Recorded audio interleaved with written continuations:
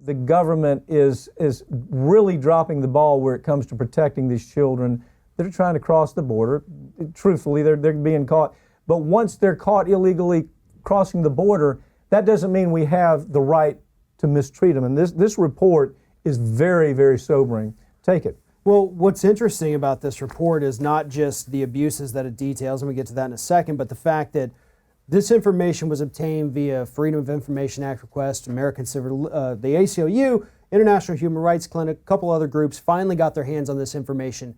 And going back to at least 2009, rape, physical assault, mental abuse, all kinds of atrocities perpetrated against immigrant children coming into the United States. And what's interesting about it, again, is the fact that right now we've got every liberal and even some conservatives up in arms about the fact that the Trump administration's policy is to strip immigrant children from immigrant families. Take them away from their parents. Which is horrible. But don't get me wrong, it's atrocious. But do not think for a second that this government was not committing these horrible acts against children during the Obama years, because that's what this report shows. That's the problem here, okay?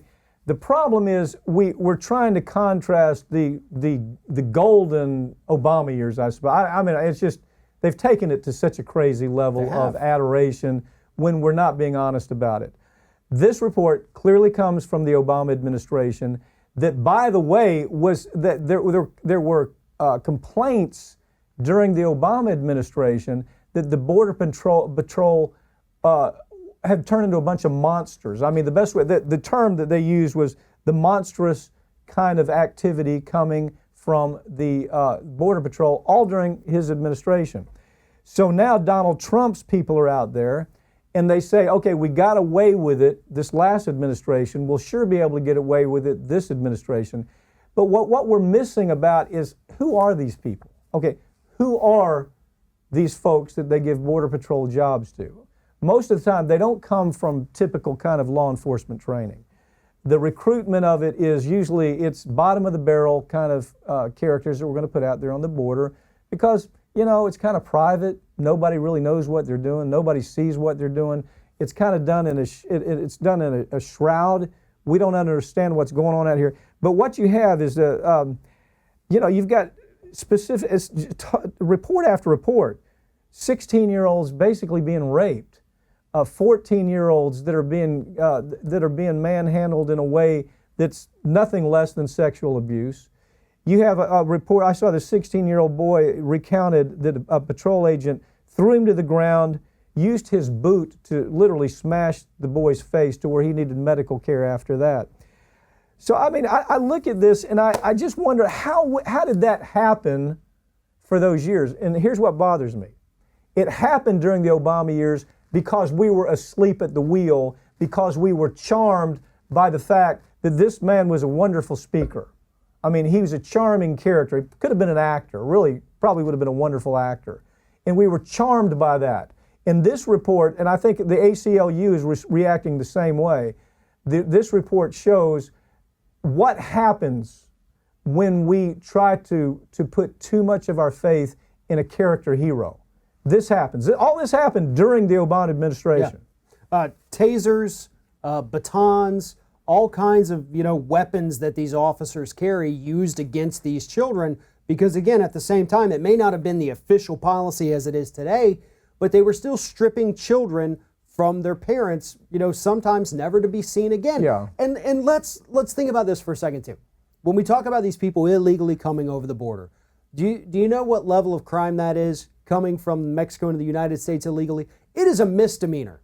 It is the same as trespassing, reckless driving, public intoxication. It's on the same level as walking down the street drunk.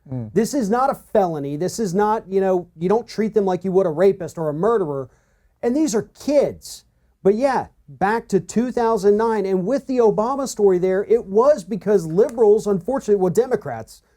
Yeah, Democrats. Now, I want to correct you. Yes. Democrats of the liberal movement were so in love with this character that it was like he could do no wrong. Now, look, how many stories have we done pro-Obama? Tons. Right. But again, when we get tribal, when we're not honest with who's really doing what. But I mean, if we take a look at this story brings to mind, I mean, look, during the Obama administration, drilling was at an all-time high. Fracking was increased something like 70% in the United States.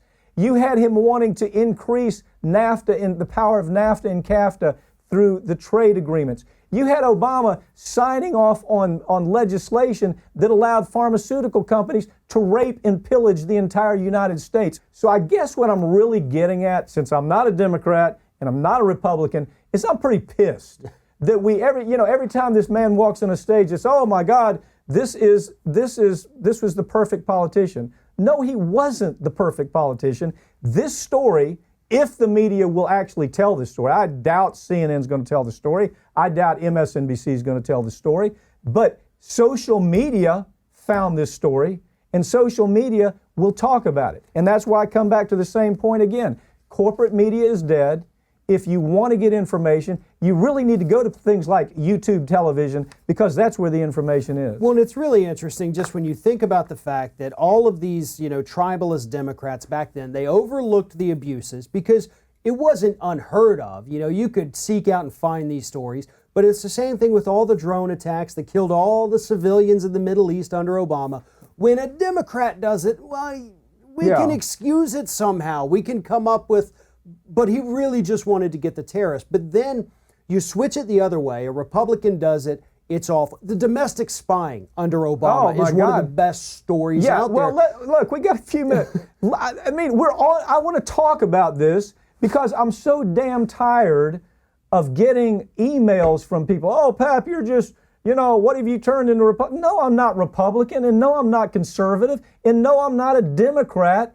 I am really simply trying to tell stories that we're unable to tell anymore for many reasons. One is this tribal mind. Everybody hates Trump so badly, and there's good reason for that. There's very good reason to say, my God, this guy he's an abomination. Good reason for that.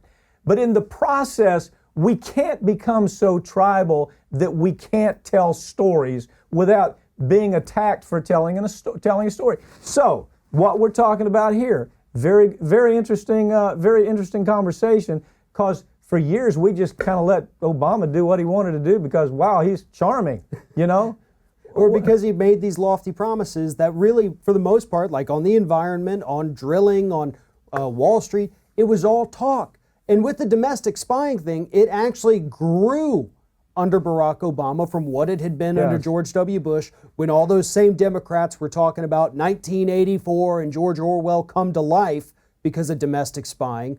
Obama comes along, increases it, and they say, Amazon. How about what he did with Amazon, right? Yeah. He makes Amazon an extension of the U.S. government where they're able to spy on. That happened when he was president. And nevertheless, look, here's the point. Obama moved us to this area that it ain't that great.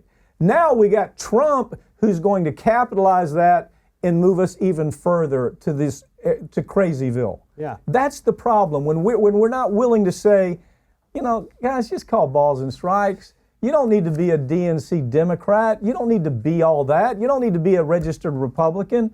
Just have a sense of what's going on in this world, what's fair and what's not. How are we treating our neighbors? How are we treating people? How are we treating the environment? Be honest with ourselves. We can do better than Democrats and Republicans. Well, and you know what? You can, if you excuse the behavior of your guy because he's your guy and the programs your guy puts in place, you have to remember that you don't know who's coming down the pipe next. Right, exactly. And he may hand the keys over to the Lamborghini that you excused him buying over to somebody, who's drunk at the wheel, which is basically what's happened now. The immigration policies, the spying, the fracking, the drilling, everything else was really bad under Obama. And he handed all of those powers over to somebody so much worse. But if we would have had outrage back then and stopped it, curtailed it somehow, maybe we wouldn't be in the position that we're in today. Yeah, it's our own making.